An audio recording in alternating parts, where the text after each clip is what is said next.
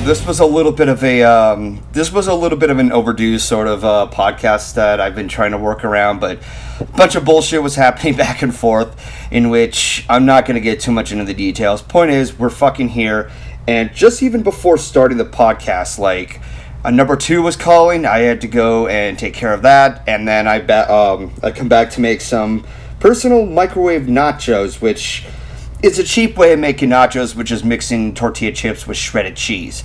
But it still works. You got you got your cheese on your chips. It's very tasty. So yeah.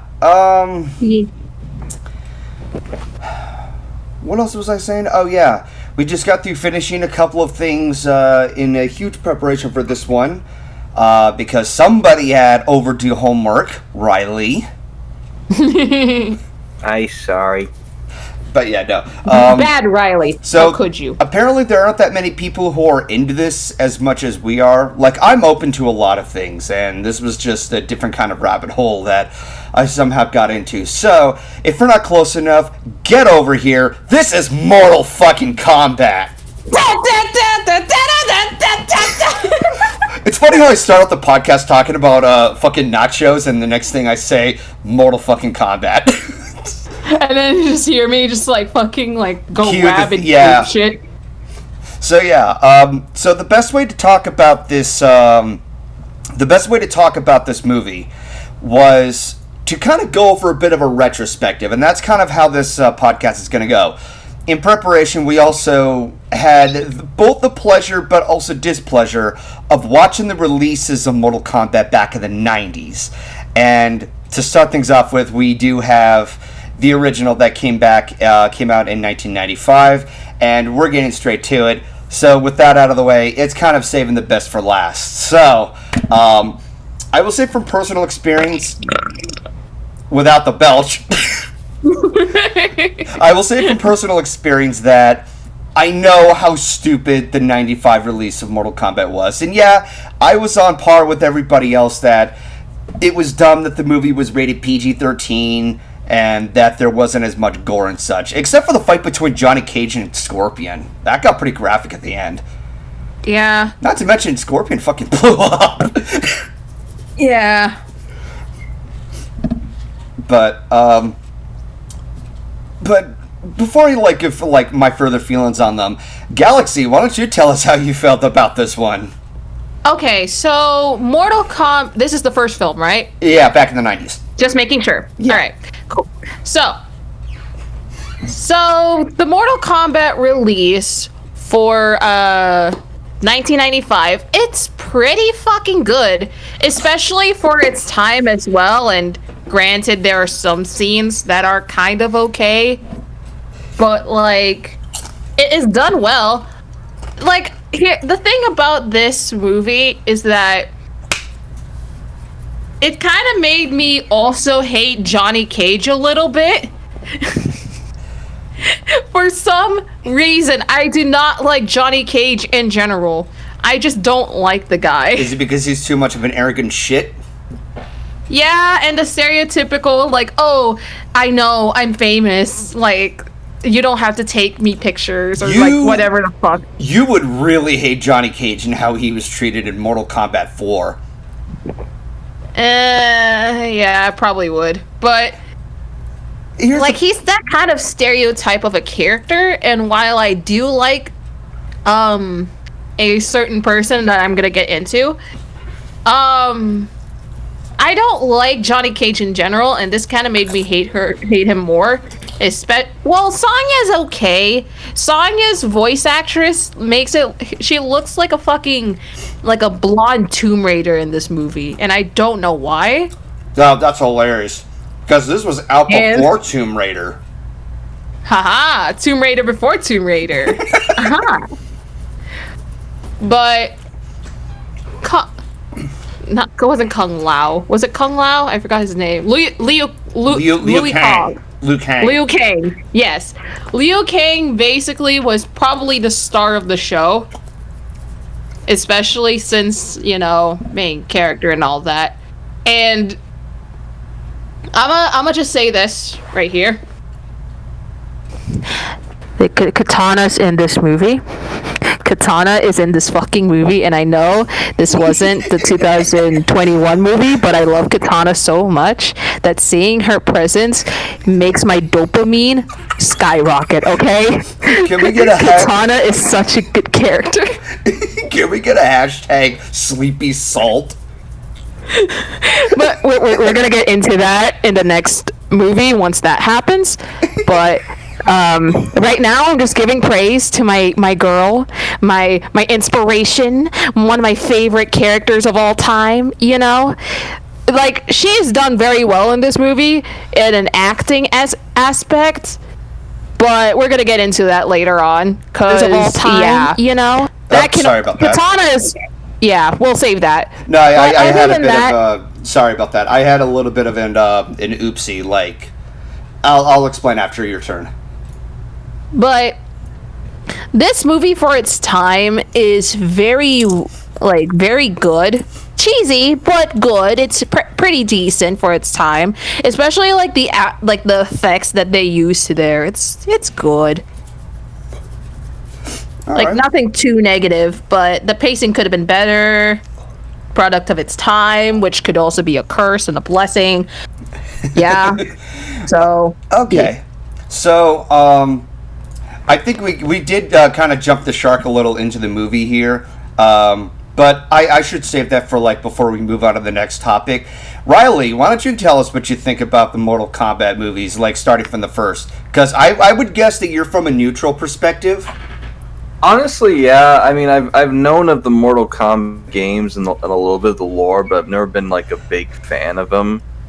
I played a little bit of them back in like the arcade days and when I was a kid and shit, but that was Same. about it. Okay, that's fair. Because go ahead. And like the first film is a product of its time. It's surprisingly faithful to the story of the games, honestly, and they take it just seriously enough. Even if some of the effects haven't aged that well. Oh god, the fucking that weird reptilian snake that Scorpion launches. Yeah. But if you want aged effects, yeah, that's the next film. Fucking Annihilation, man. Oh, we're saving that for later. We're still talking about the first movie, so That's the first movie? Okay. yeah, so I suppose that talking about this, we should also go over our, like, because I, excuse me, wrong too, a personal disclosure here. So, Ryley kind of talked about his little disclosure about Mortal Kombat, that he played some of the games. Same thing with me. When I was, I have a tickle in my throat. Oh yeah, I also played the games as well for a little bit. No I think shit. my first game my first game right now, especially, is Mortal Kombat X, but I still love the lore overall. But yeah, but trying to backtrack where I last left off. This has been more unprepared than anything else. I'm getting my ass kicked. But yeah, I was aware of the games. I had very little access to them. My brother and I never really owned the ports for the Super NES. We didn't own the Genesis, but Mortal Kombat was ported everywhere. I mean, Ed Boon wanted this like franchise to go everywhere. And even AVGN did a video on all the Mortal Kombat ports. Yeah, and pardon me for the random coughing. There's something stuck in my throat and it's tickling and it's annoying. But the Mortal Kombat, like when I was a kid, yeah, when it came to the Mortal Kombat stuff, I didn't really get too much involved, not just because of accessibility, but also I was a child, and from a child's perspective, I'm a little sensitive with whatever is appropriate or whatnot. And considering that Mortal Kombat was known for its gore, violence, and shit, I was like, okay, this isn't for me. This would be for older people. And I somehow got involved, but I didn't really take it into proper consideration. I was more geared towards Street Fighter because it was comparatively more kid-friendly in terms of, like, it's more colorful. You have characters who somehow shoot fireballs saying Hadouken, and Sonic Boom, which I don't know what the hell that's supposed to be when Guile launches his thing. But as I grew older, I grew to highly respect Mortal Kombat for a couple of reasons. First of all, this was the game franchise that stirred up a lot of controversy in the 90s. I was too young to know of anything going on there, but apparently what Stir Starwatt said, I apologize for not getting the name correctly, it's what helped establish the ESRB rating. And before then, the game companies were under some limitations when it came to public like arcade games and what have you. But when Mortal Kombat stepped in line, yeah, there was a potential that, this could lead a bad influence to children who, gain access to the games.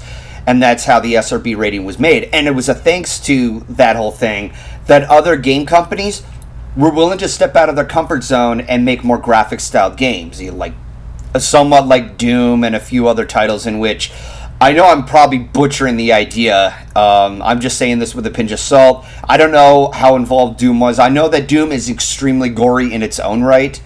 But regardless of all that, Mortal Kombat was stepping out of its boundaries and pushed a couple of things. Like, originally, this was made for shock value, and the shock value was the big marketing trope to help Mortal Kombat gain its attention while, unfortunately, Sleepy just left and came back. But it was to help gain its own traction when the fighting genre was starting to come into play. And it started to rival very closely with Street Fighter, where Street Fighter has, while it has some brutal fighting, it's not gory, it's not bloody. It's just, there's just heavy fighting, but it's comparatively a lot more kid-friendly. Whereas Mortal Kombat, you get the idea of the two. But those two were kind of butting heads with each other, and then eventually got its movie, which, surprisingly, out of, the early years of the game adaptations, like there was Super Mario Brothers, there was Double fucking Dragon, and there was the Street Fighter movie with Raul Julius and Jean-Claude Van Damme. This one stood out in its time. It actually did something a little more by, following the source material correctly, and sorry if I'm mumbling my words, I have a canker sore on my tongue, so I have to work with my tongue carefully without biting myself. Oh, I hate that. I know! Those always suck. It's like GoldenFox versus Canker Sore. Round 1, fight! Fight! Fatality! Cankerality. Cankerality. I'm making people cringe. But no, as far as the movie is, I was somewhat aware of the movie, and the first scene that I saw when I was a kid was the fight between Johnny Cage and Scorpion. It's probably the reason why I would always come back to the movie, because it actually was a pretty intense scene. Like, there was some intense moments where Johnny Cage gets dragged to hell, and he's taking on Scorpion. It's like, god damn, dude. Like, it got pretty heavy right there, and I was a little terrified of seeing what would happen. But seeing that Johnny Cage conquered Scorpion, it's like, okay. But then I almost forgot about the movie over time, and then I had access to it when I was in high school, and I'm like, yeah, that was a fun little movie. And then everybody shat on it because Nostalgia Critic. And then people stepped out of the box and appreciated this movie again. So yeah, this release of Mortal Kombat, despite despite its PG-13 rating, it's still left an impact for a few for at least I'm sorry. Go on ahead. Drink water. Drink something, Golden. Don't die.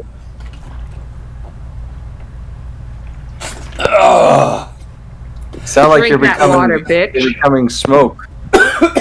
Fuck you.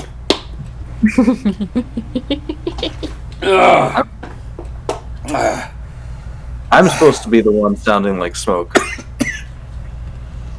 Anyways, you guys go ahead. I'll have to BRB for a second. KK. So, Mortal Kombat. I think we should wait for Golden to come back to segue onto the next one. So.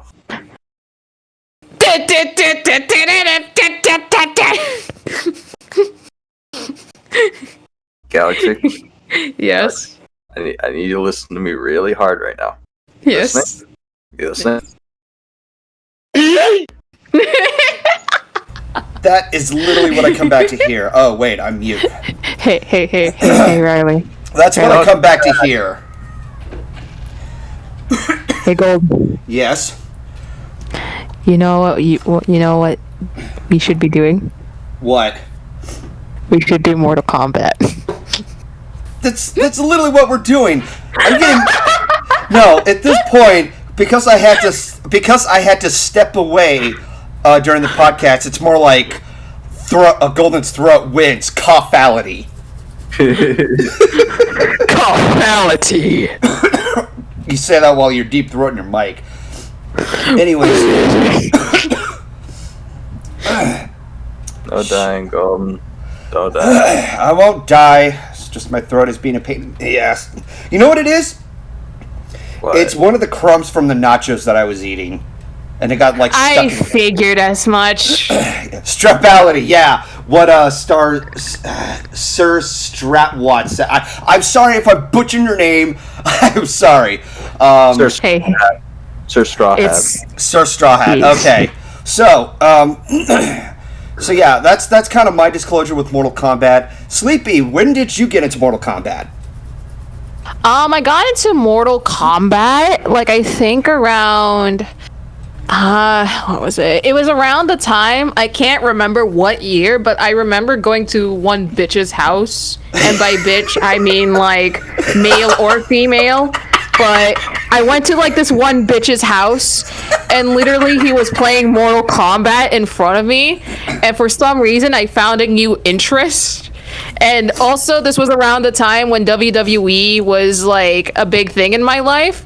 One of my favorite, what was it? One of my favorite wrestlers, and this would probably explain a lot, AJ Lee wore, like, this fucking, like, Mortal Kombat outfit that I didn't know at first.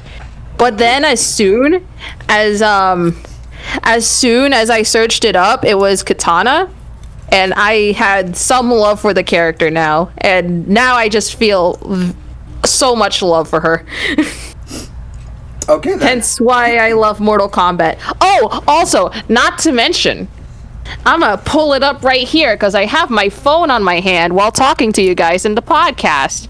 I have the PS4 Mortal Kombat X game in physical. So that's probably some evidence to you. Not a lot of evidence, but yeah.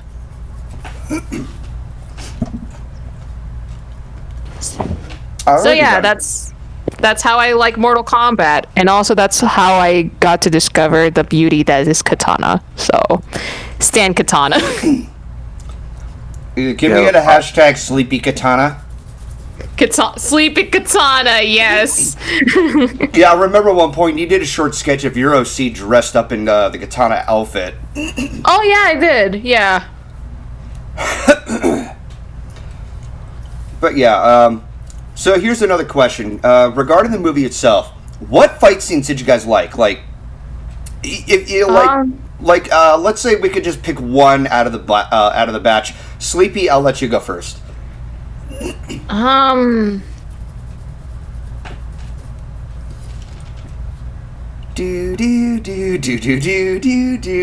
sorry. I don't remember.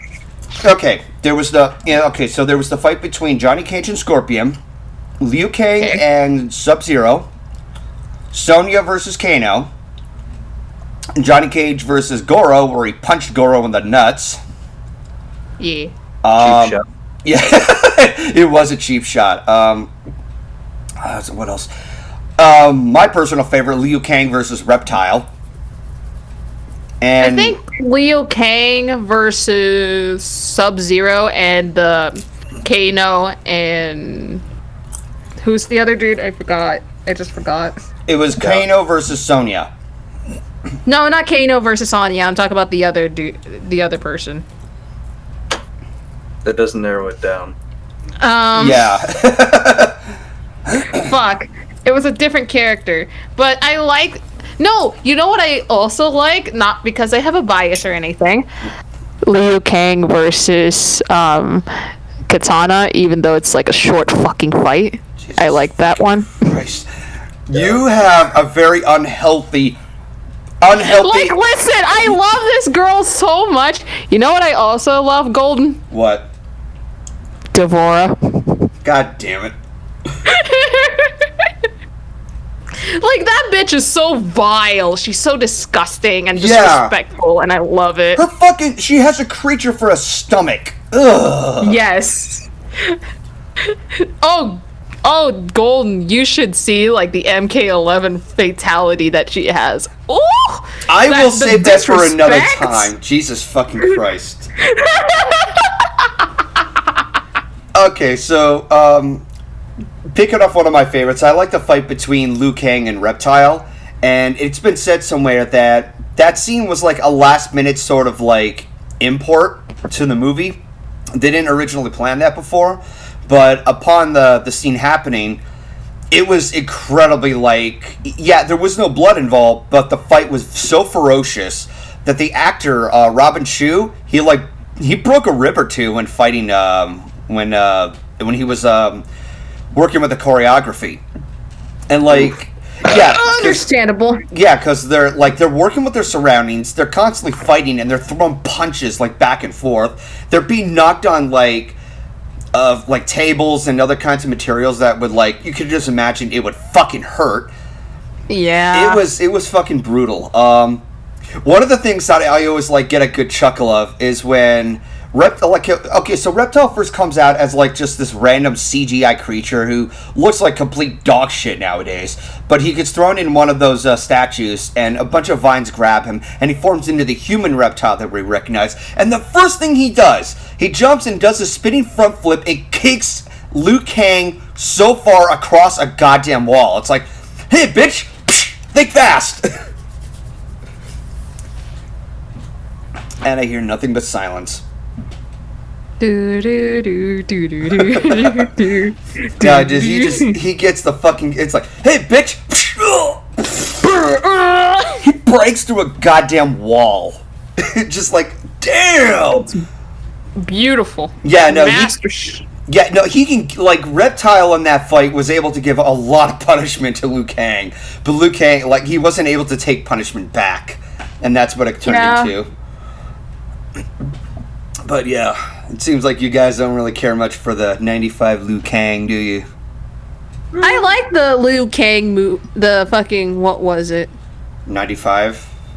The 95 movie. It's just that most of the scenes, I think it's mostly due to, like, short memory span of the movie for me. Uh-huh. But it's a pretty good movie overall, especially for its time. Okay. Alright, so Ryley, anything you got to say? No, pretty much what I said before is that it's a product of its time.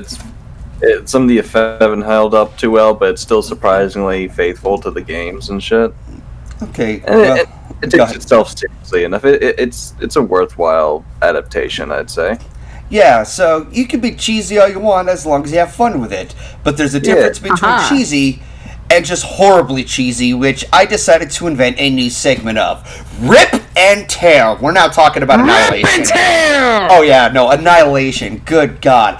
Until I was in high school, I didn't even know there was a sequel. Like, wait, there was a follow-up? And my brother and I sat through it, and we were just like, we felt nothing. Like, what the fuck is this? Like, Jesus, dude. Sleepy, since you're the Mortal Kombat fan, I suppose I should let you go first and just get it off your chest. Okay, alright, so, everything, right? If you think the 95 movie was bad, well, to some people anyway, let me tell you something, alright?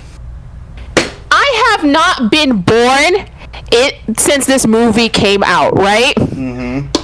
Even I know this movie is fucking trash.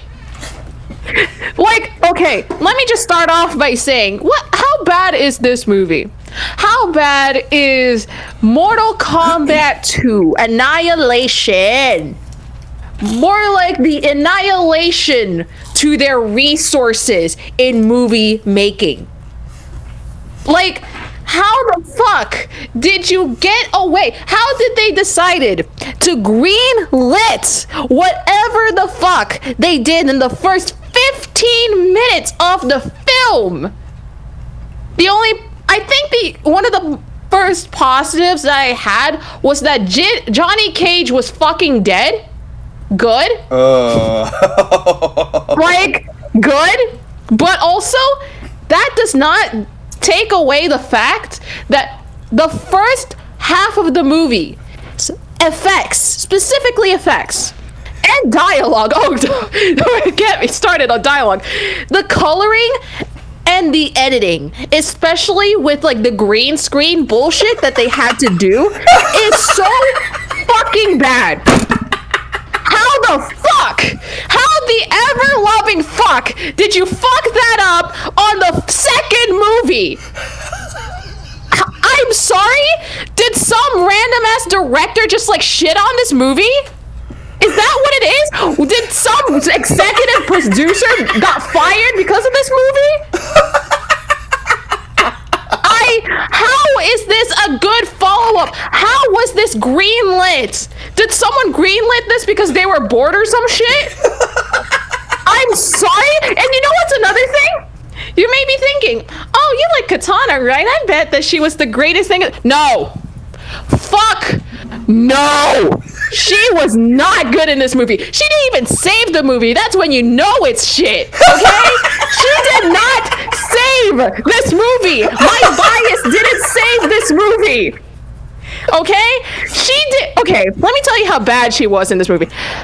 You know how there's certain fight scenes in this movie? Mm-hmm.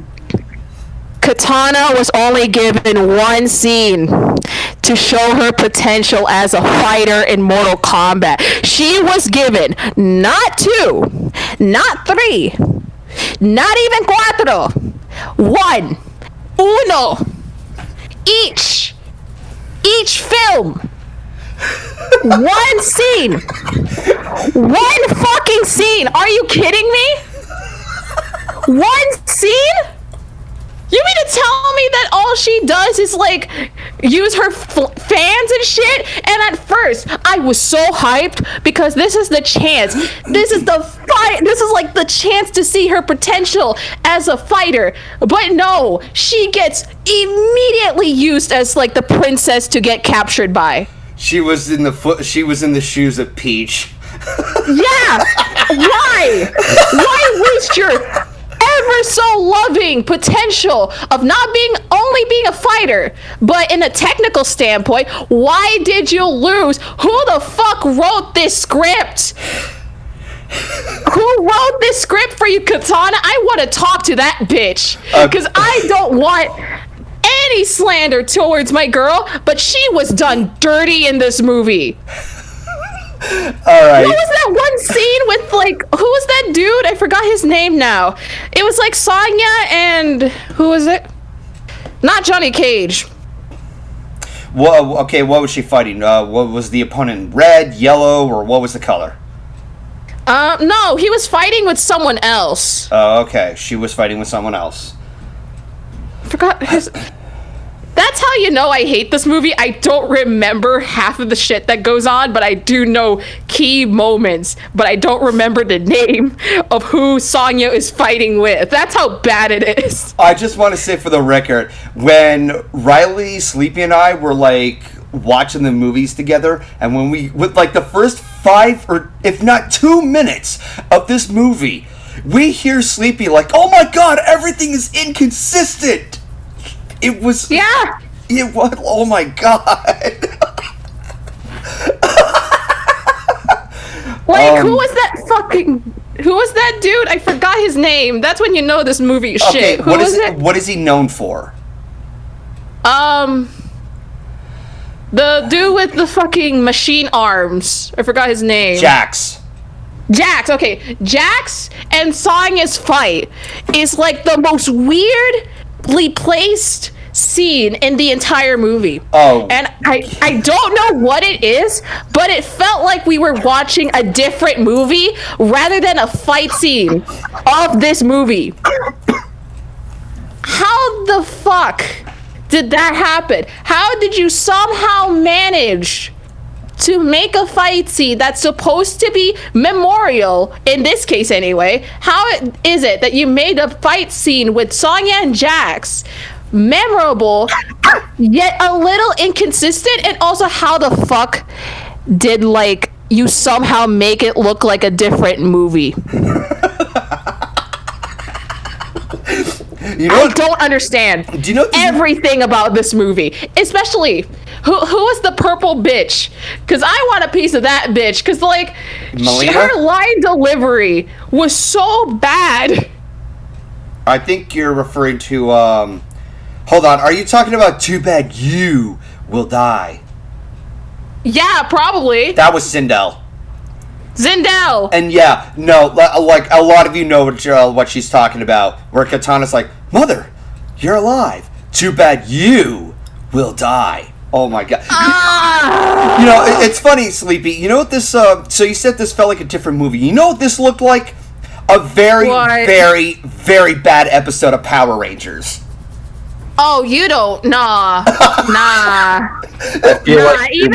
Even Power Rangers has some fucking, like, love to their craft. This doesn't. At least it's fun, okay? I think I heard Joey reeing in the distance. You don't. No, I could speak for Joey on this one. You don't insult Power Rangers like that. At least with the Power Rangers movies, it's given a lot of love and charm. And yes, I'm also talking about the Japanese versions. You don't insult Power Rangers like that. I wasn't insulting them. I was just giving an example of how bad Annihilation looks like. Yeah, but the difference is Power Rangers in this case is given love and charm. This was just to get some fucking dodo. This was just to be given some fucking cash to print out some motherfucking dollar bills, okay? The way I see this movie made is that, first of all, what the fuck story is there in this piece of shit? Like, that's barely the beginning. I was about to say, there are so many.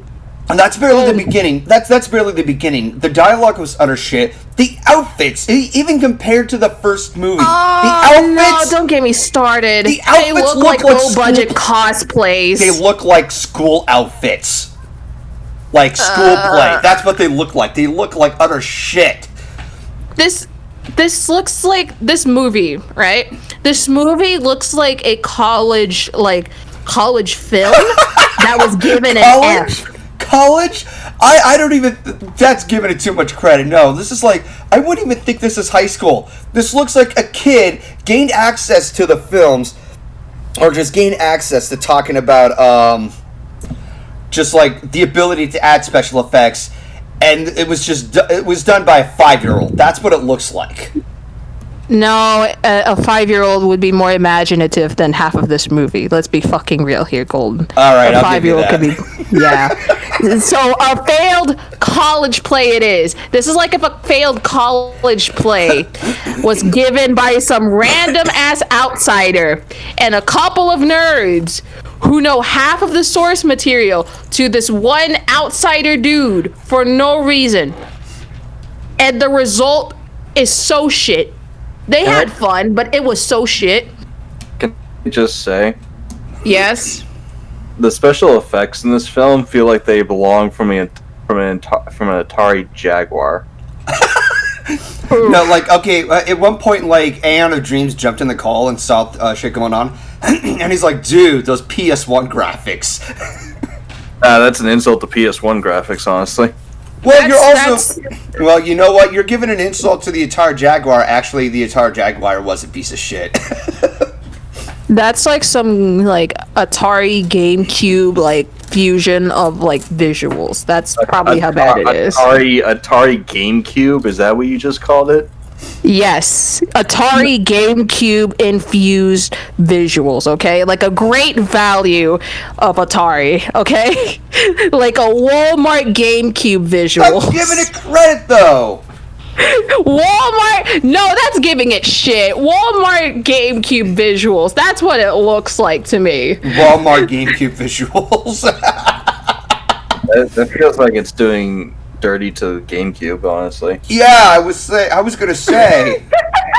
The GameCube was a decent console. It is a decent console. It's a great console. What are you talking about? So it's like if you put a bootleg of the GameCube. That's what it looks like. Oh. It looks like anything that Soulja Boy makes in his lifetime as a game console maker, quote unquote. That's how bad it is, okay? The problem with the GameCube is that it underperformed, basically. Also, I love what Sir says. Whose idea was it to make Shao Kahn and Raiden brothers? I have no idea. That sounds so fucking stupid. It really is. It fucking is.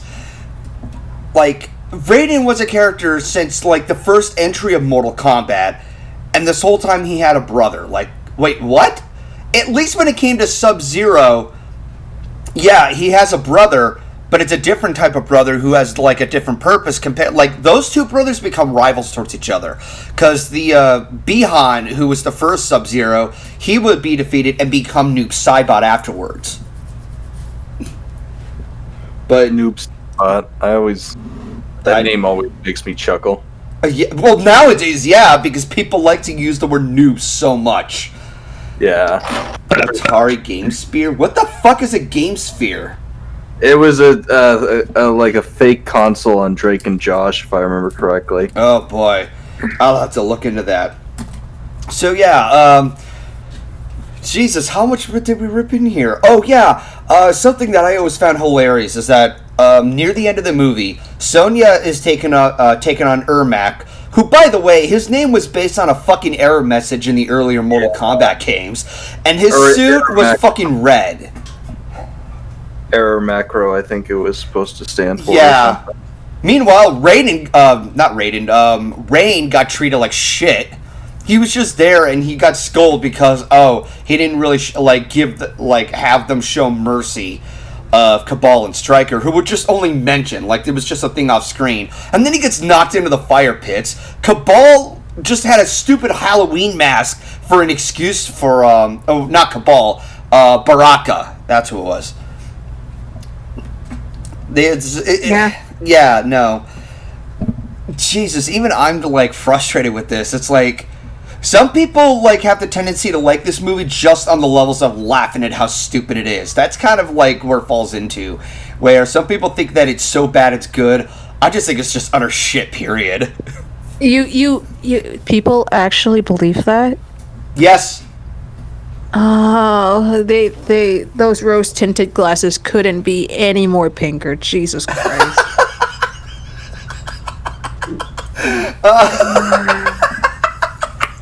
But no, like, there are so many good and bad films.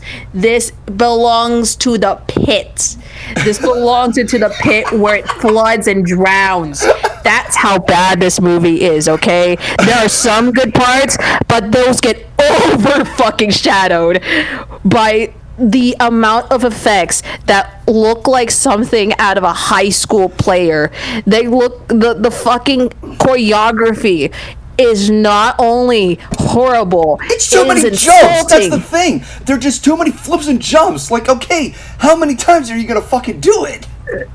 Like, one kick, please. Just one kick. One punch to the gut. Raiden taking on 3 copies of Reptile.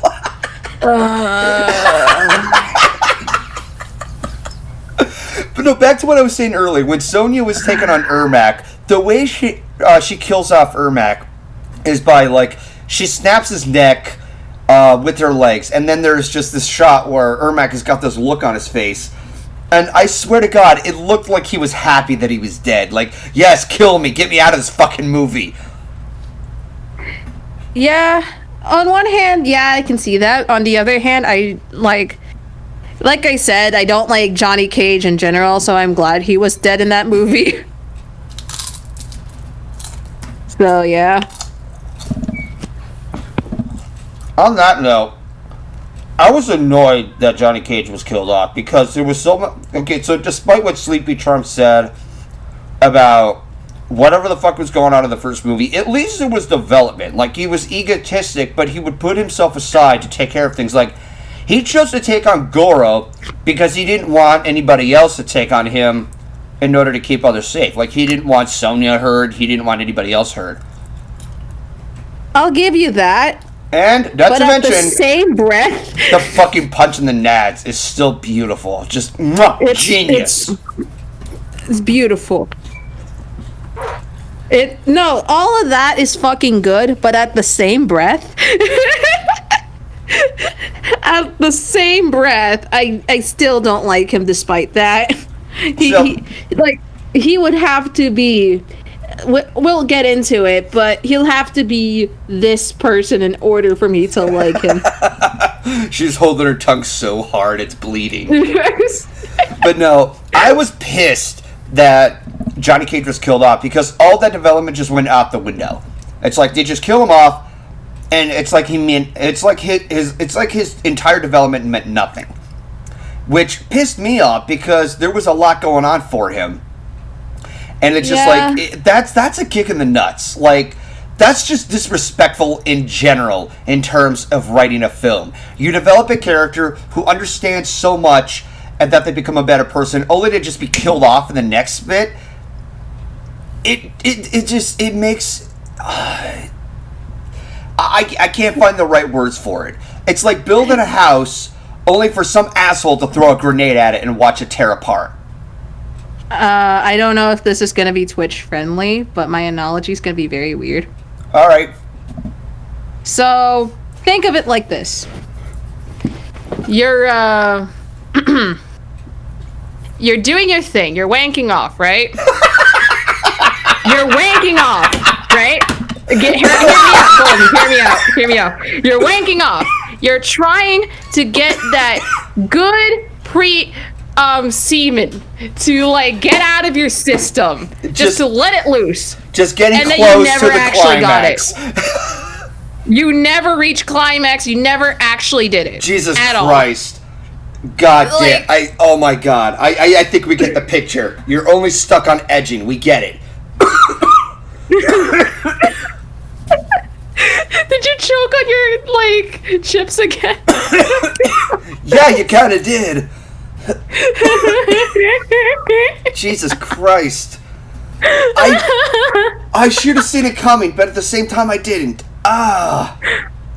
You're welcome, Golden. Fuck, dude. But you get what I mean, right? Yes.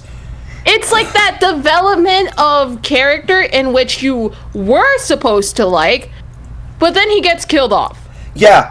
It just Golden, makes... another word for it. There's another word for it. I hope it's nothing. I hope it's not too inappropriate. Cock tease.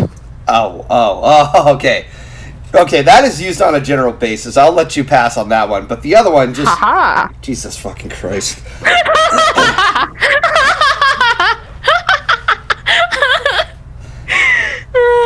No, okay, I think I know why I made the comparison with Power Rangers. It's because, okay, this was a thing with Power Ranger villains. Like there was Genie, and there's, like, I can't even, like, remember all of them at the top of my head. The Eye Guy and all that shit. They're all, like... they're all, like, fighting to, like, jump in and say, I will take on the Power Rangers. No, I will take on them. That's how Mataro... That's how Mataro and Shiva were written. Fuck. You okay?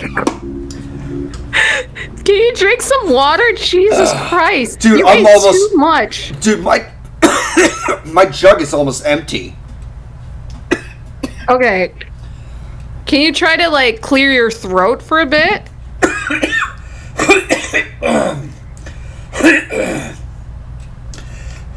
Better? I had to BRB. Okay.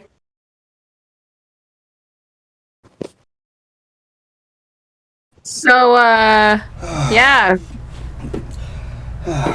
Apparently Riley has got, like, no words over this. He's probably doing something right now. Oh, he's probably AFK. Yeah. Yeah, Sequester Guy. This podcast is taking a huge toll on me. Jesus. I have taken toll on his life just by using that analogy.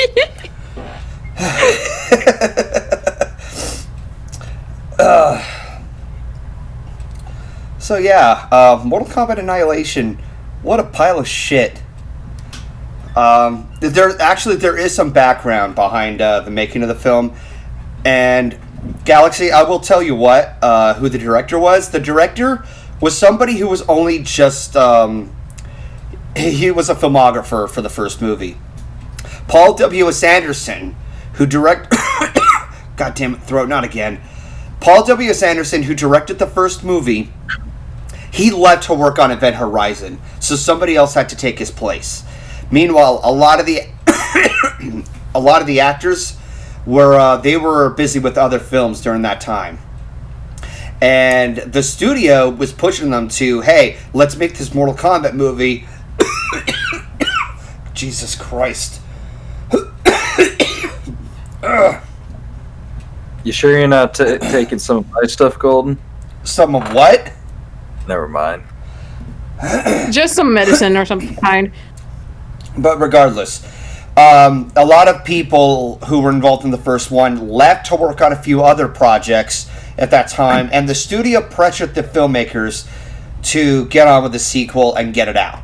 That's what it turned into. And by shoehorning in a shit ton of other characters, it seemed more like they're throwing in too much fan service for the wrong reasons. Yeah. First of all, Golden, you really need to not eat tortillas in podcast ever again, because half of this podcast is basically you. Oh, I fucking know. Secondly, this entire thing. So basically, what you're saying to me, Golden, is that the person who directed this movie fucking left because he has to do other shit, right? Yes. Not to mention, there are other filmographers who were doing other shit too. So the studio behind this decided to basically crunch the ever-loving shit out of their people to get this out and do not give any shit whatsoever of what the reception is as long as the movie is made. Mm-hmm. So it's like modern game studios. Like, okay, on one hand, that kind of mentality, as long as the effort is given and the effort shows, like, in a positive light, that is fine. However, nothing is good about this movie. You basically took the time out of your day to crunch the ever-loving shit out of the people who worked on this. And not only that, the end result is shittier than a trash can. Okay? Like, how did you fuck that up? Why did you greenlit this if you knew that you were going to crunch and rush the people behind this movie? And even if the fan service is there, that's gonna be over fucking blown by the amount of effort that was put less into the acting, the choreography, and whatever the hell the first 15 minutes of this movie was.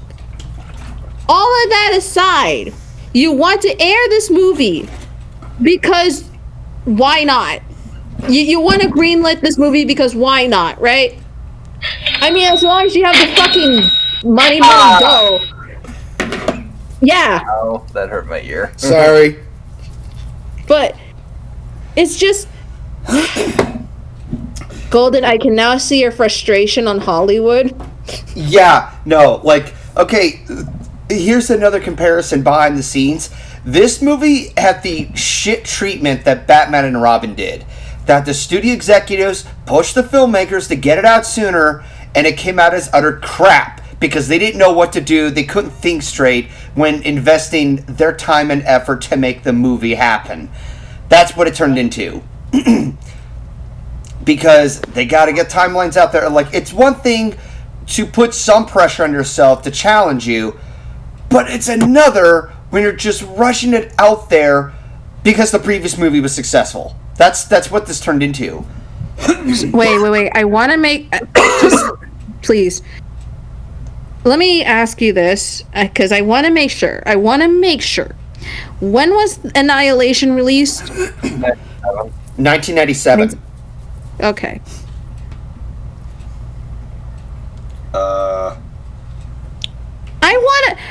I was gonna justify that, but then I realized that you could do so much effort in 2 years.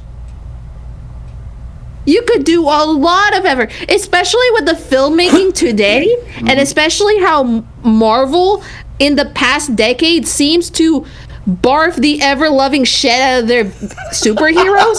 That's not an excuse. Considering how Marvel consistently barfs out every single superhero movie that they come up with, 2 years isn't a lot. Barf. But that's your fucking so word. Much. Barf. Jesus Christ. It's like, hi, I'm Marvel. Here's your Marvel Cinematic Universe. You get what I mean, right? You could do so much in 2 years of filmmaking. Oh my God. You're not okay. I get that it's the product of its time, and if this was made in 2021, oh bitch, you would get canceled right the fuck away. You would have less than almost 1% on Rotten Tomatoes if this shit were to be released today. Hell no, they would not let you slide here. Well, coincidentally, this movie has a 2% on Rotten Tomatoes, and what's even more coincidental, Sleepy, there's a reason why I never knew about this movie. Because I know. It bombed hard. It bombed so bad that it was taken out of the theater. What I'm saying is, if this was released this year, it wouldn't last. You gotta get the fuck out of here. That shit would bomb fast than Sonic the Hedgehog's fucking higher ranking movie. That would have bombed very fast. Actually, bro. Here's a hilarious question: how would this movie be compared to Birdemic?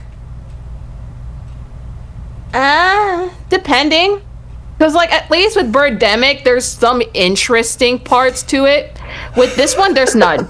Almost half of the movie is rip and fucking tear. Birdemic is just so stupid. You see characters, and they're swinging their fucking hangers, and the birds are just sitting there in midair.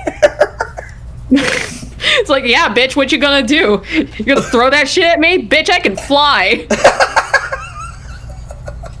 So the chances of you hitting that to me is very unlikely unless I stand in position. So yeah, that's how Annihilation happened. Film executives, this is what happens when you care more about money. And the whole thing that people say that, they're business corporations. Okay, that doesn't mean shit.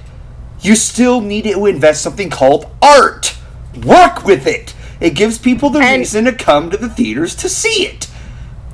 Oh, and not to mention, due dates are a thing, so you better not crunch half of your executives and half of the people that work on this film. Otherwise, you would end up like this, okay? Yeah, no, okay, so if this whole thing is their first time, their business is the first priority. Okay, if business is all you care about, work at a fucking bank.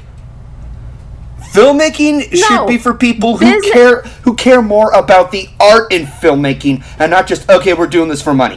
That's for the wrong reasons. No, not even that. Golden. Yeah. If business is all they care about, put in the effort in your movies or put in the effort in your craft. Because otherwise, not many people would invest in the shit that you make.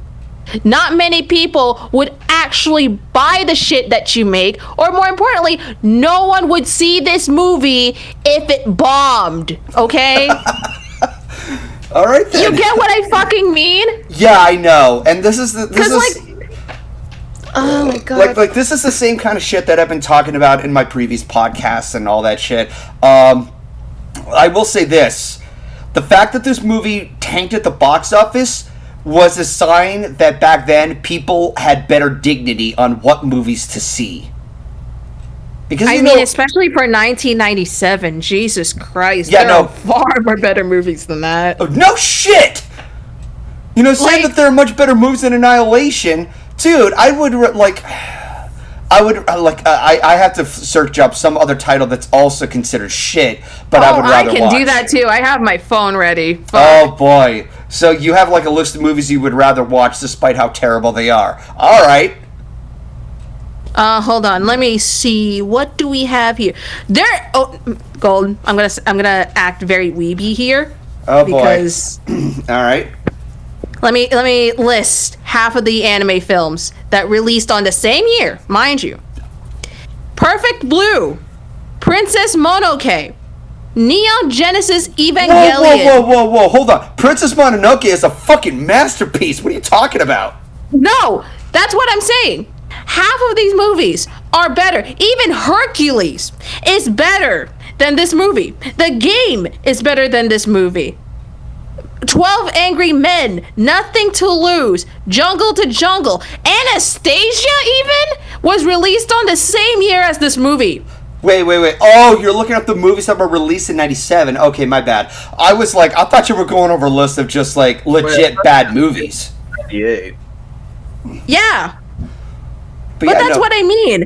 There are so many animated movies that are better than whatever the hell this pulls out of their ass.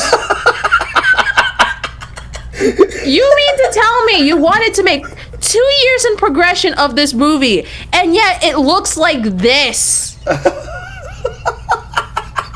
You have no excuse if this is your competition right now. Jesus, I'm not just saying this from a Mortal Kombat perspective. I'm speaking from an artistic perspective here. Oh, I love what he said. Sir Strott said, Good Burger was released that year, and it still did better than this piece of shit. Yes! Yeah! Almost anything, 90% of the films that are in this movie, not in the year, whether they're good or bad, are better than Annihilation. It's even worse when animated movies are are well done than whatever the hell this movie is. Oh. Boobity, If this, boobity, like I boobity. said, if this were to be released on this year, best believe that movie would have been canceled completely. Fucking-completely. No holds barred, no mercy. Like, this movie would have been, like, stepped on the ground, bro, if this were to be released this year. Hell no, not with that fucking effort. Jesus Christ. Oh. I'm going to remember this podcast as the podcast where Sleepy gets out her chest and was singing her fucking heart out just to say, this movie is utter shit. This movie's an utter shit.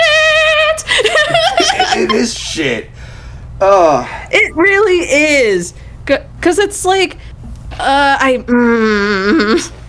repeating myself at this point. Oh no! Someone talks. I will say this. Like, I kind of want to end this on a better note, but this is like showing that this is what happens when you rush your movie out. It will bomb. This is what happens if you don't put in the proper effort. It will bomb. You know, at a time when people actually knew when to watch a good movie. Nowadays, it's a whole different story. They just fall for whatever marketing tropes there are. But despite all that, we've definitely said our piece for so long. It felt good to get it out because, goddamn, this movie is just, it's nothing more than a piece of shit that deserves to sit in the toilet. No! Scratch that! Flush it! Put it in the fucking pits. Yeah. Right now. Put it in the pits. It deserves to rot in the lowest circle of the nether realm. I will give it that. So I don't want it near me, thank you. You don't want it near your Mortal Kombat lore. And just I don't. No, thank you. I can just imagine Scorpion is like, get away from me!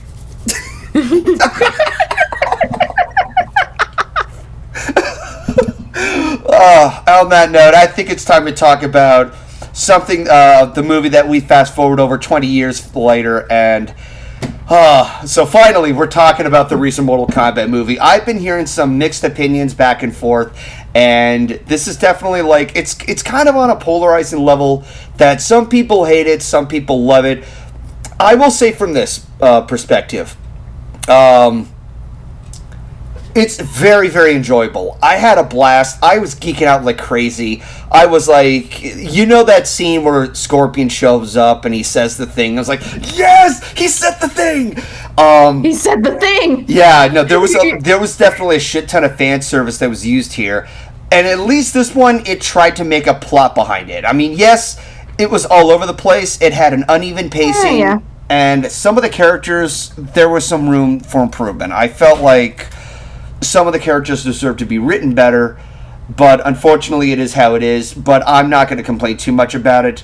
But Sleepy, why don't you go ahead and tell us what you think? So, this movie is definitely better than the one we just talked about. Dude, that's like saying that a nickel is better than a pile of shit. But still, anyway, the fact that this movie was released this year is good. It's cool. The effort is put in very fucking nicely. I don't know about you, but it's so weird having to release a new OC on the movie. Have the OC be debuting in the movie. Like, on one hand, that's like, that's never been done before. But on the other hand, that should be in the game for the best, because it feels like you shoehorned in, like the director or whoever the fuck was behind this basically shoehorned in their OC and just threw it in just because of the lore. And it's like, I get it, but you should have done this in the games. That could have been a little bit better than what you just did here. But no, he was fine. The character is fine. It's just that alone is like, okay. I just want to say... On the other hand... Go ahead. No, on the other hand... Go on. Let me go first. Oh, okay. I just want to say for the record, the idea behind, having a new character, just by video game adaptation standards, that's nothing new. Alice from the Resident Evil movies. I'm gonna stop there. Yeah. Feel free to continue, Sleepy. What I mean is, it's like I said, they should have put this in the fucking, in a new game, so that way it feels a little bit natural.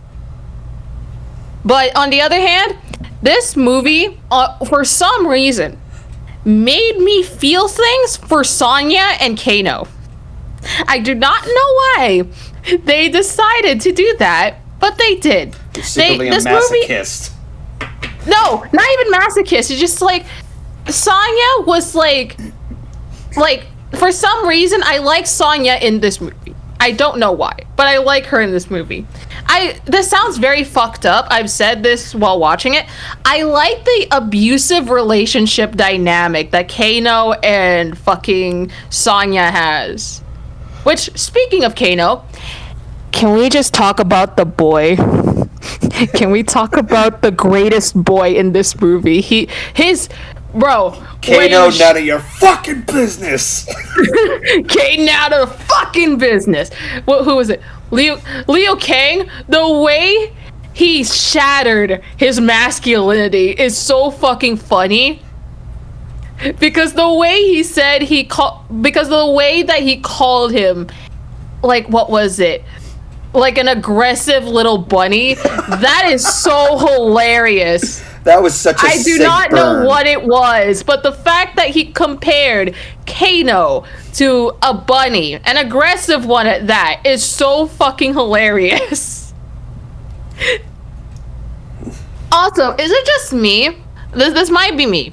Why does Liu Kang look like a junior of Ren? In this movie. Particularly this movie. The costume designing choice was very weird for this movie, especially Liu Kang. But yeah, that's beside the point. Creative side showing. But on the other hand, the fight scenes are pretty fucking good. There are some scenes, especially with the fight scenes for what was it? Jax and this other dude. And he was just like, God, your breath stinks. Oh, Rico. Yeah. Like, that was funny. There are some, like, fight scenes that look good in an AMV. I'ma just say that right now. That kind of editing, precision in editing especially. Like, the transitions to, like, one fight to the next is so fucking good. Also, on the other hand, there are so many, like, weird subplots. I don't know what it is, but the fact that they literally just, like, made this new character because why not kind of is weird, because I thought that he was gonna this actor was gonna play another character, but no, he ended up being a new character in which we have never heard before or never seen before in the later games. Yeah, he's a new character entirely. Yeah, cool. Yeah. Okay. So the fact that they literally introduced it in a movie of all places, it's like I said, it's very fucking unnatural. It is. Yeah, no, Cole Young was a very common complaint from a lot of people, and He's not a bad character though. That's a fucking reach. He's not a bad character. He cares about his parents. He lost a MMA type fight. He cares about family. He cares about family. He fights for his family. That's a good thing. yeah. It's just that the misplacement of which this character is being put at is where it's like, it's super fucking like, why would you do this? You could have done this in a new game, but okay, fine, whatever, do your thing. Yeah. But overall, this character's okay. He had like a whole ass Aquaman type like suit for some reason. Aquaman? Aquaman. Okay. What the hell was in your ears? I said Aquaman. It sounded like you said Aquaman. I heard a bee sound. But regardless of that, yeah, no, his power-up is like, some people call that literal plot armor. Haha, plot armor. Yeah, which is like another, like, it's a buzzword that people complain about that. Oh, yeah, no, like, he's going to make it through because the plot is going to protect him. He's not going to really die, you know, that sort of shit. Plot armor. I love that term. I know that term before, but it's so hilarious seeing it in this film. It's like, literally, the thing that he's wearing is literal plot armor. Yeah. And it's like, you can't kill me. This vibranium, like, rip-off thing will keep me stronger, and it will not, like stop me from getting ripped by you, or some shit like that. It's so fucking hilarious. Also, can I just say, the gore is very fucking articulate in this movie. Like, that sounds like a weird sentence. The gore is articulate in this movie. That's a weird sentence, but it's true though. The fight scenes, especially with the gore on top of it, especially when Melina was being punched in the gut and like you only see like her bones and that's it, by Sonya. From Sonya. Yeah, no, like, okay, so people complain that after Sonya killed off Kano and she got the marking, which other people complain saying that's an idiotic plot convenience. She was able to learn her special power very fast. Well, like I said when we were watching it, it's because she kind of overcame her inner demons as she beat Kano, so... I mean, yeah. And not to mention she's experienced, so she found her arcana just by that alone. Yeah. But no, like, there's like a number of other complaints. They said that there was no weight behind the fighting. They thought that the development of discovering your power was stupid. Hey, you gotta get through that hero's journey, man. You gotta get through that template. Like, oh, this will keep him stronger because the plot says so. Like, have him do all this shit, even though apparently the choreography was kind of stiff. But, it's better than whatever the hell the two movies have. The only real complaint that I have with this movie is that aside from Cole Young, which is still a weird idea of having a new character in, the film is really, really fast-paced for a 2-hour film. For a a 2-hour film, it's not bad. Like, honestly.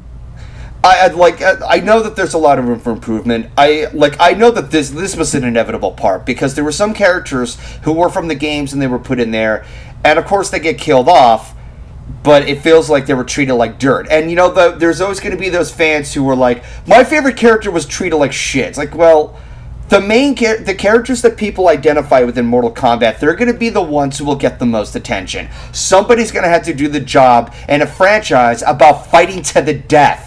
So it's going to happen. It's like there's going to...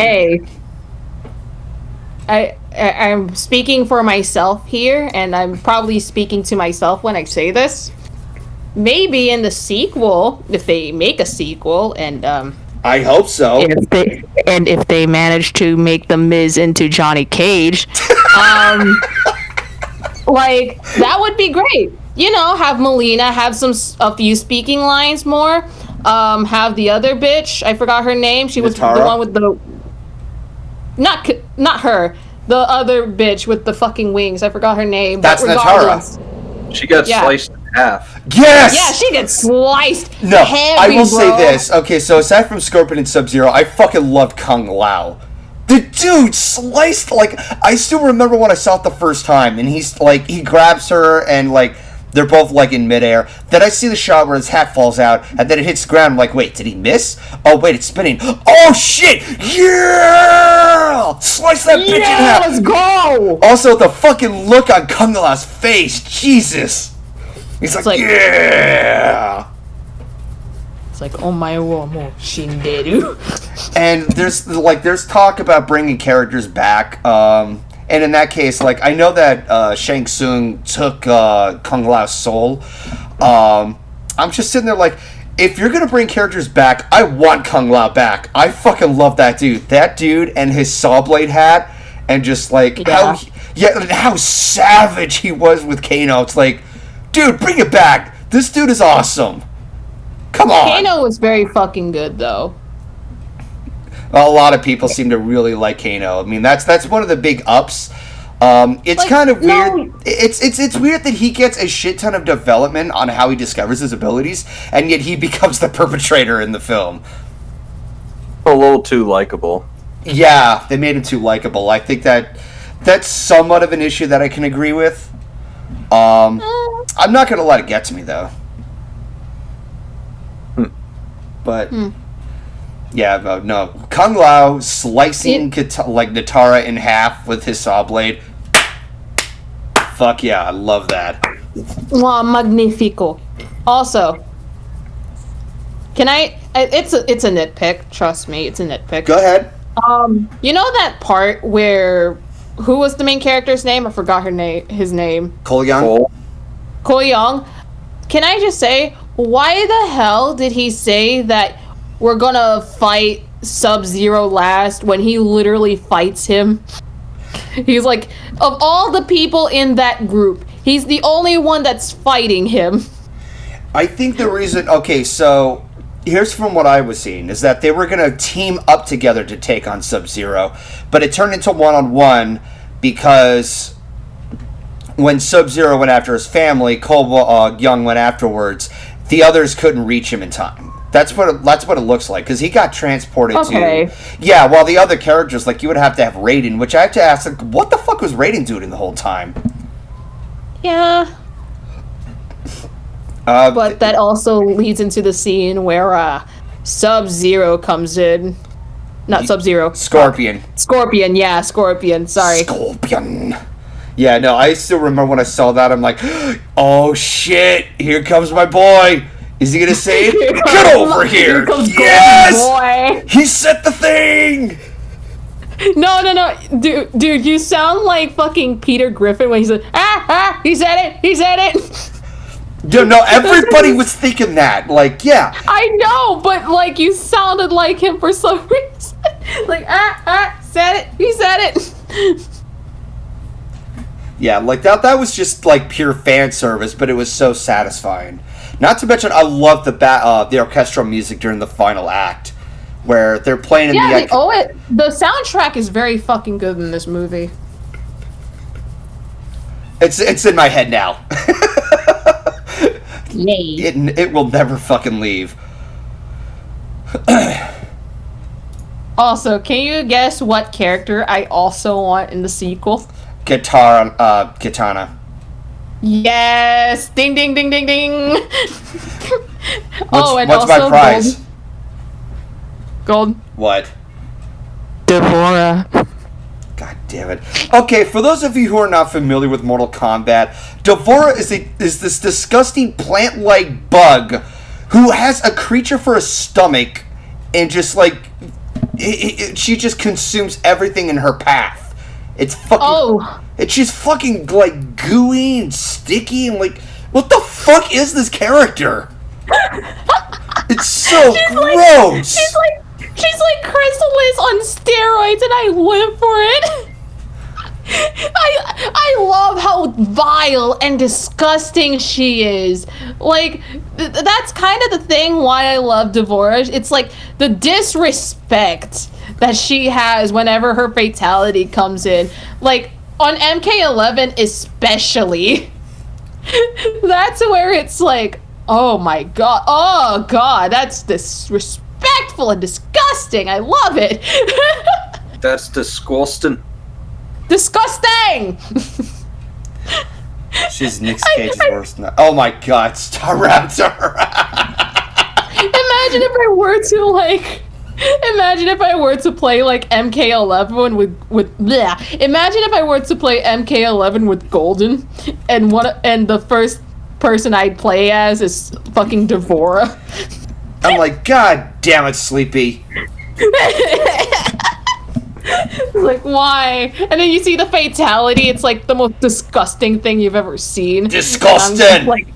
And then I just like right beside you. I'm just smirking and like giving you the smoke. You got this shit-eating grin on your face, and I'm like, god damn it. But for like, okay, so the rest of the movie, Jax was there, and like obviously his arms got ripped off. Like damn, like we saw it in the trailer, but Yeah. but seeing where his development would go, like I could see it there. Like he's trying to get used to the small arms until he would save Sonya. What the fuck was that? What? I heard a noise in the background. What the dick was that? I don't know. Uh-huh. Oh yeah, Golden. Yes? I should probably mention, Jax, I don't know why, surprisingly has the most like useful development in this movie. And like all it took was like a couple of small scenes. Like after he got his arms ripped off from Sub-Zero, he like he's on the bed, and then he's got like obviously he's got the cauterized wounds where his arms were, and then they're replaced with these mechanical arms like in the next scene. And then the next one he's trying to help out Sonya when she's like she's trying to he's trying to lift it up. I think it was said at some point that part of developing your powers is through your emotions. Yeah. So I can, which is like a good touch to it. It's very fucking cheesy, but it's a good thing. Actually, Nelson Deffermer had an interesting question. I want to know if they really are going to bring back characters. Is Noob coming in? I will not be surprised if they do that because, okay, so the thing with Sub-Zero is that Sub-Zero is a stage name. But it was first from Bihan, who was also the name of the character in this movie. He had a brother. I forgot what his name was. He takes the place of the Sub-Zero name, whereas Bihan would later become Noob Saibot. And those two are brothers, but they're also rivals towards each other. Like, they hate each other. At least that's what I'm gathering. The brother, you'll probably notice that he has a scar, like, on one of his eyes. So I think that can help, like, illustrate something happened with the two of them. I don't know completely, but yeah. And I say this in awkward silence.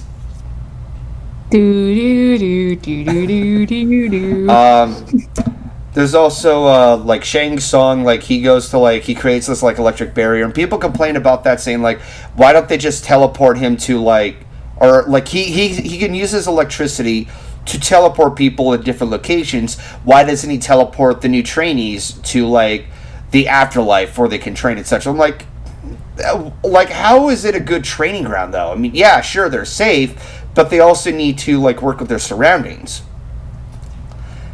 Yeah. And the other of which is that if they teleported anywhere else, or if he like went and took Shang Tsung and teleported him elsewhere, wouldn't they just come back to the temple? Most likely, yeah. Or the place of the unknown, the white background place, yeah. Yeah, the I think it's supposed to be the afterlife. I don't know the entirely. afterlife. But there's the other nitpick is that Raiden said that he, as a god, cannot interfere when it comes to any battles, which is why he couldn't save Kung Lao, why he appeared after Scorpion died, or Hanzo in this case, died from Bihan, and there's a few like other instances that I can't name off of, but Cole said to Raiden, like, I thought you said you weren't supposed to get involved. Like, what did Raiden do? Yeah. Because I'm confused about that. The closest that I was able to piece together is that he handed Hanzo's blade to Cole. But that's mainly because the blade is just part of Cole's bloodline. I don't think that's him getting involved. So if anything, if anything, that's more of Cole being proactive on his own part, where the blade would catch fire, and that would allegedly set Scorpion free.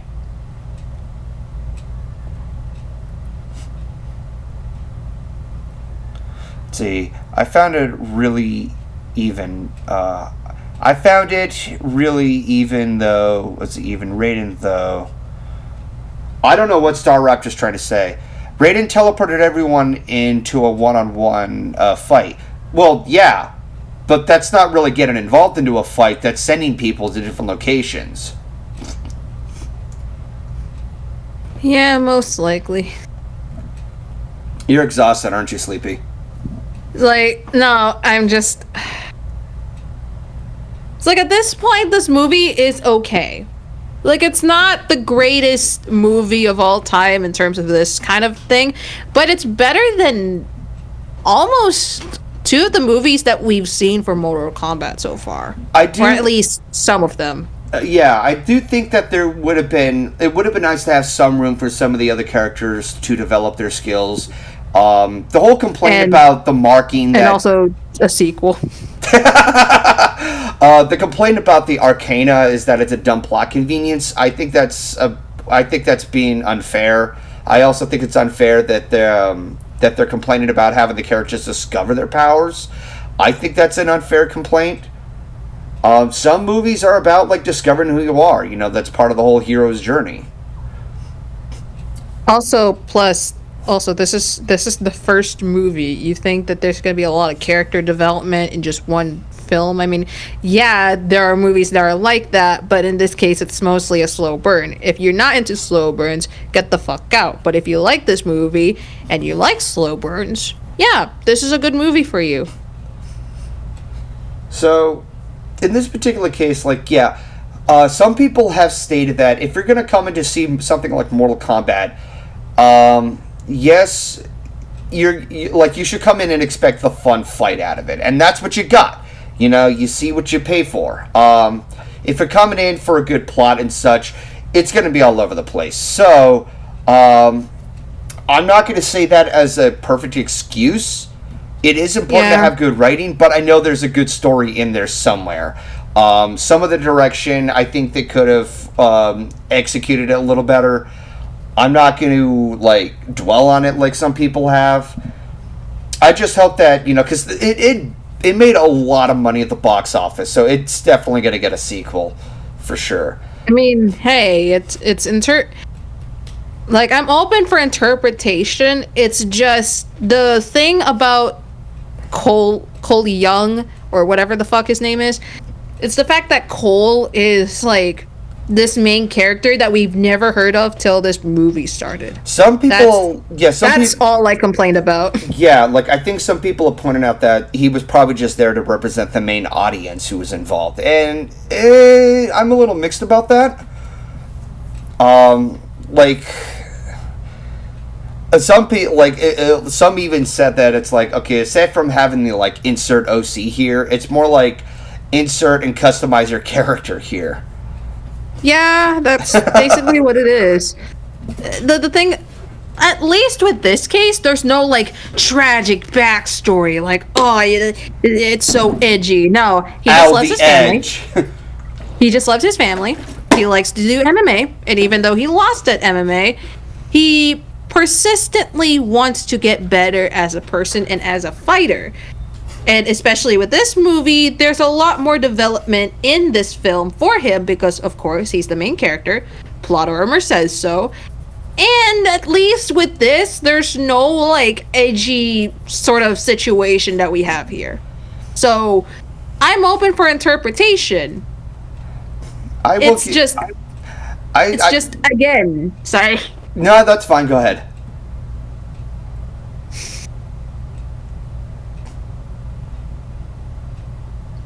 Sleepy? Yeah? You were saying?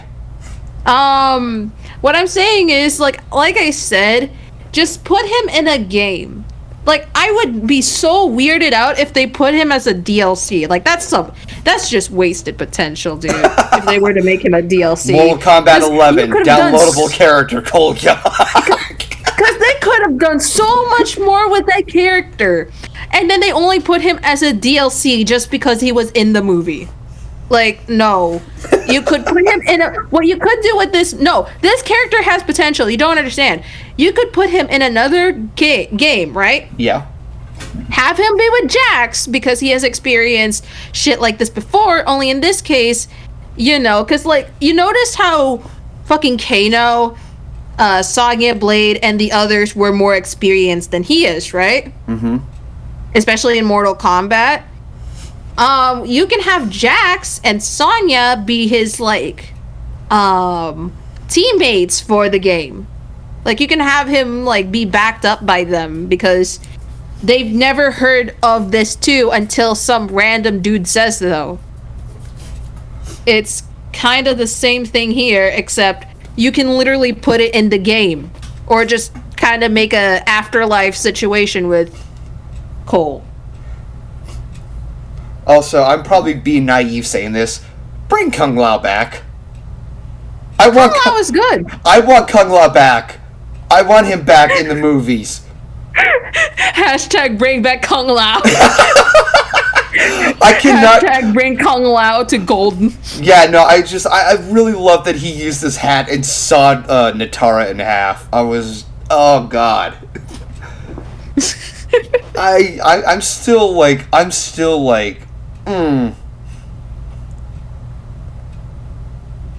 Yeah. Retro Gamer Kevin has already put in the hashtag bring Kung Lao back. I fucking loved him. Because, like, I've already explained my feelings about Kung Lao. I really enjoyed Kung Lao's character. So we've probably been going for a good while now. We have been. Yeah. You've been pretty quiet for a while, Ryley.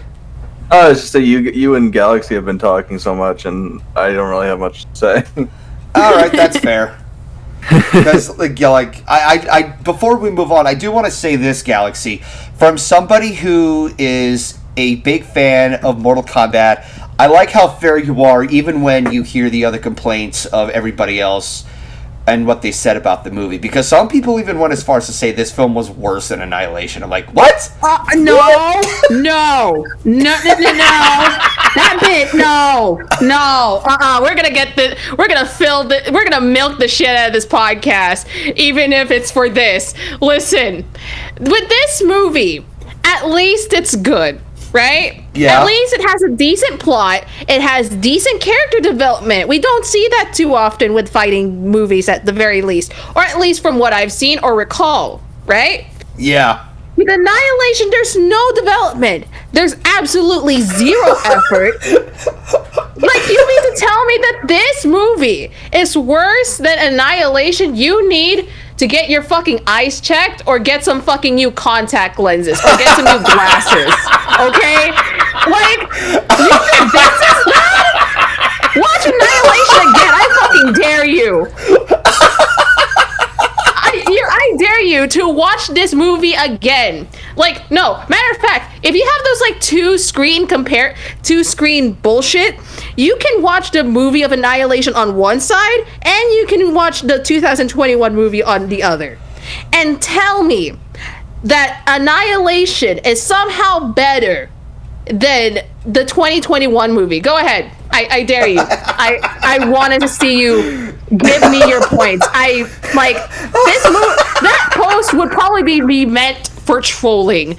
But I'm just sitting here. If this guy is being legitimate and not trolling, I want to see his points. I wouldn't say that really it's one person. There's like other people who are saying that. And I'm like, how the fuck are you... You're comparing something that is like a lukewarm meal at best to a pile of shit. That's what I'm seeing here. So I'm like, it's decent.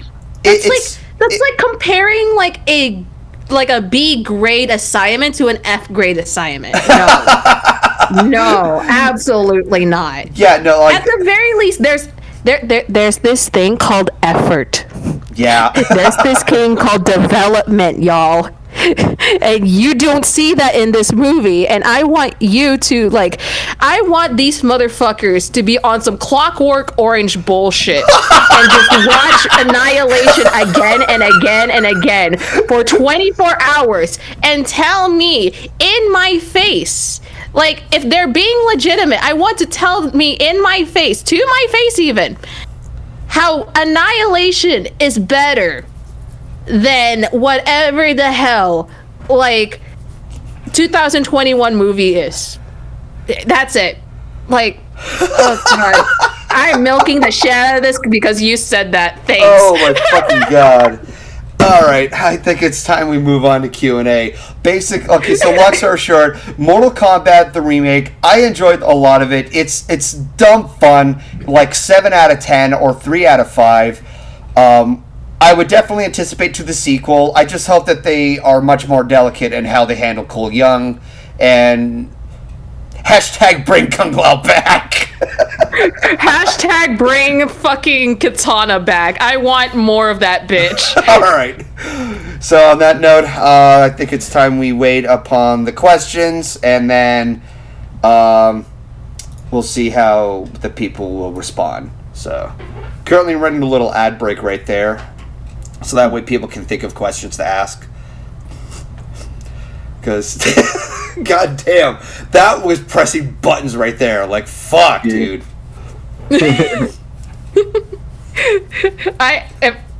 If you said it, I have to milk it, man. I'm that scene from, what was it? When Markiplier said, "I'm gonna milk you," that was me. When he said, "I'm gonna milk this podcast." Alright, so I have an interesting question from Blue Griffin, and I am afraid of mispronouncing the last part of his name. Is there anything I should know about Patreon before committing to signing up for it? There's definitely going to be some trial and error if you want to start your own Patreon. You can take this with a pinch of salt. It's I had to go through a lot of trial and error, and you basically just work with what you have. The other thing is that you could also look at, based on whatever skills you have, let's say you look at some other people's patrons and see what their rewards are, and hopefully that can give you an idea to start with. But if you want to start your own Patreon, go right the hell ahead. I don't really have the best advice for that. Alright, so Retro Gamer Kevin is saying, GoldenFox and Galaxy. Besides Kung Lao, who else do you guys want to bring back in the sequel to Mortal Kombat? Do you want to say what mine is? Okay, let's completely put aside Katana for right now. Devora. God fucking damn it! I should have seen that. I should have seen that fucking coming. God damn it! I love Devora. Okay. Devora's fucking disgusting. Ugh, it grosses me out. I want to see Devorah and Melina fight, man. I want that in my life. Oh my god. Okay, so aside from Kung Lao, I actually would like to see Goro get better treatment because they just wrote him in there for a one-time event. Goro actually does have a following of people who do enjoy the character. So, here's an interesting question from... it just faded out on the screen, so let me look at the chat itself.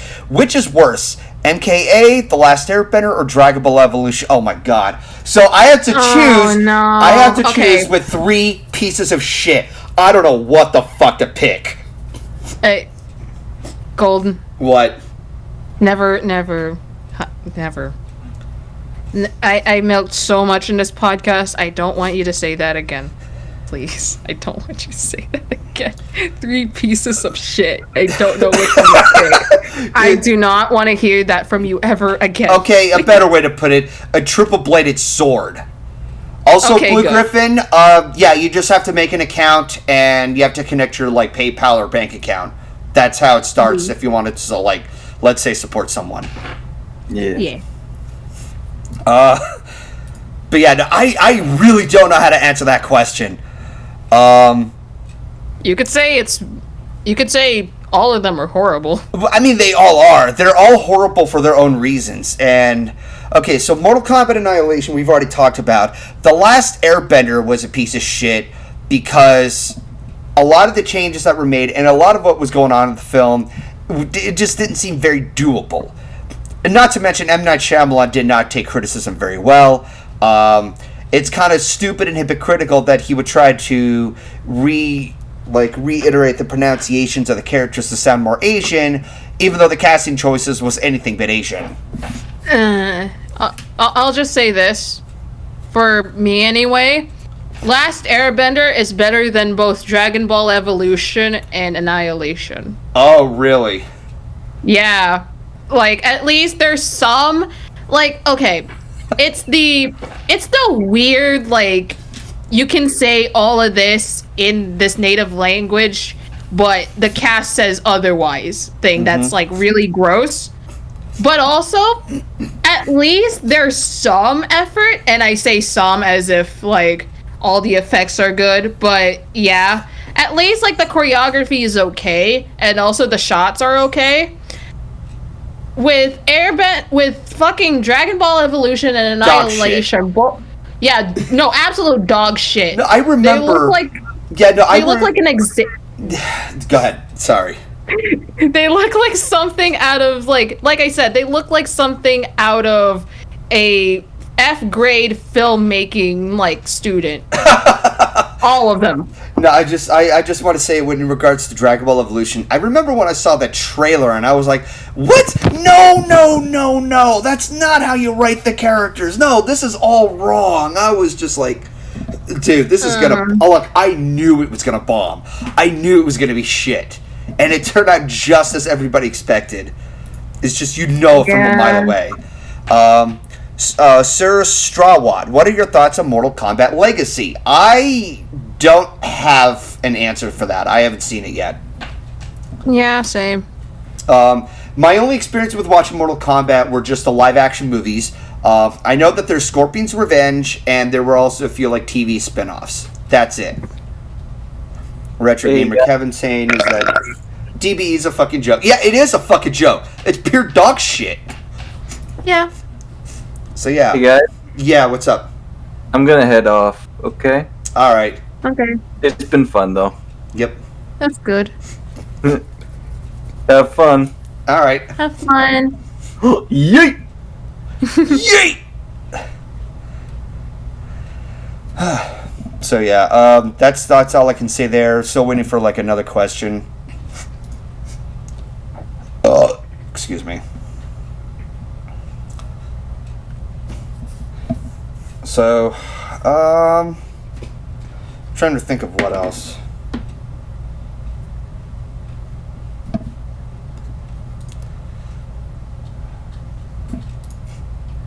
So, see you, Ryley. Yep.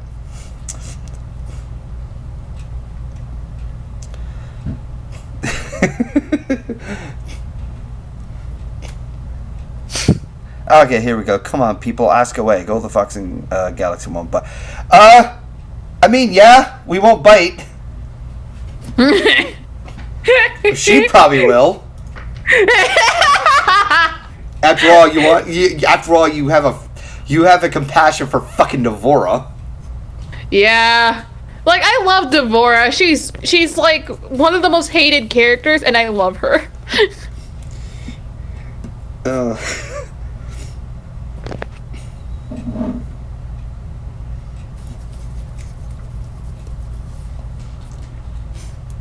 Pat's Galaxy's head.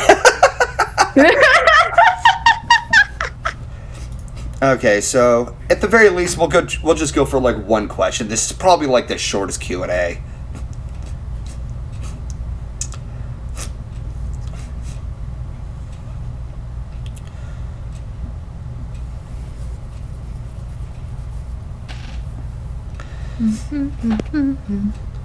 Do do do do do do do.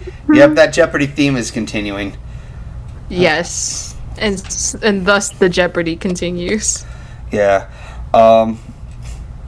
Okay, so with Blue Griffin, I will definitely add on that, anybody who wants to, donate and pledge and everything on my Patreon, that's perfectly fine. I didn't want to I didn't want to assume that, because everybody else wants to do their own success. Okay, finally, a question. What are your opinions on Street Fighter Legend of Chun-Li? I fucking skipped it. Yeah, I got nothing to say there. My only experience with watching Street Fighter were two movies. One was the Jean-Claude Van Damme one. Was so fucking dumb. And there was the Street Fighter 2, the animated movie, which I still think ranks as the best game adaptation so far. And that's because animated movies have a better advantage of translating, what was from the games. Yeah.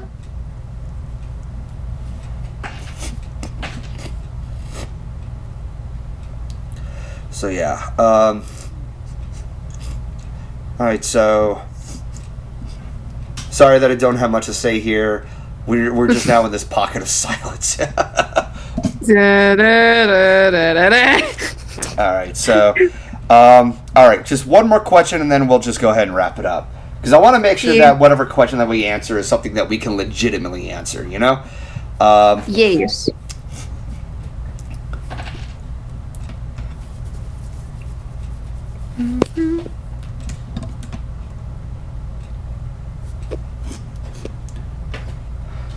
Okay, let's see. I just remember that movie. I was crying of laughter when M. Bison was driving the Semi?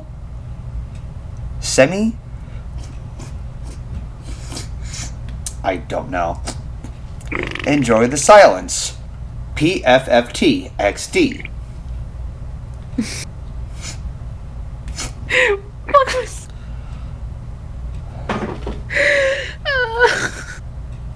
He means a semi-truck. Wait.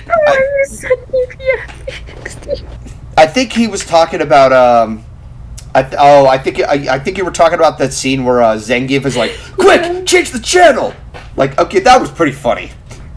Yeah.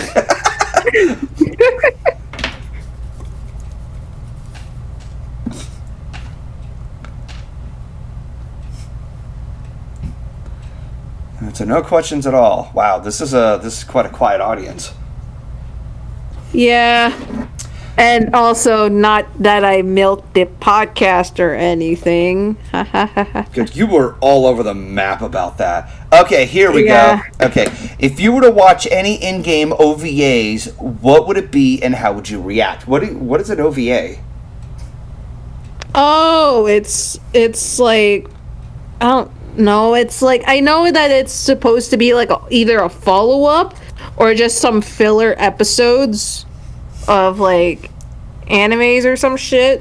There's a lot of them, but I'm not gonna name all of them because some of them are like, most of them are not, I'm not really interested in, but yeah. Like, I'm if they're adding some like extra supplementary stuff, cool. Original video animation, okay. I keep myself open to a lot of those things. I've seen some people do some like fan made stuff, and Yes.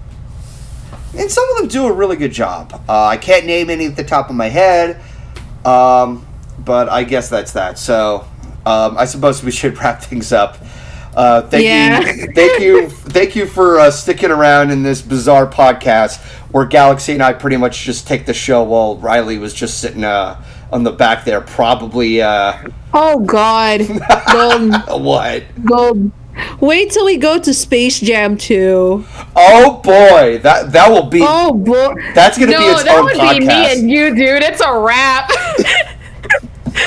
That would be me and you, like, the entire time. Like, both of us are just, like, geeking over while the others are just like, well then, we don't have anything of importance in this podcast. Wait till Space Jam 2 happens. That'll be the fucking sequeling to me basically milking out the podcast. All right, well, that's a hint in the future when July rolls around. So in the meantime, thank you guys for sticking around. Thank you for watching this far into the podcast if you were on YouTube. Yeah, and for my ending statements, be sure to stick around. Just subscribe to my channel. What the hell happened? Why is everything frozen? Oh, Golden. That was weird. Okay, I glitched out for a second. Anyway, thank you for sticking around. If you want, you can definitely support me on Patreon. Stick around. Be sure to subscribe to my Twitch. Follow me on Twitch. I'm used to saying subscribe for YouTube. But no, if you subscribe on Twitch, that's like $5 a month, and I'm not gonna push them on that. But if you do want to support me, you can definitely either subscribe or support me on Patreon. Follow me on Twitch. Subscribe to my second channel, my main channel. Those are free. Yeah. Also, Golden. Yes. What makes the game Among Us such a successful game? What? It's humongous. Have a good night, everybody.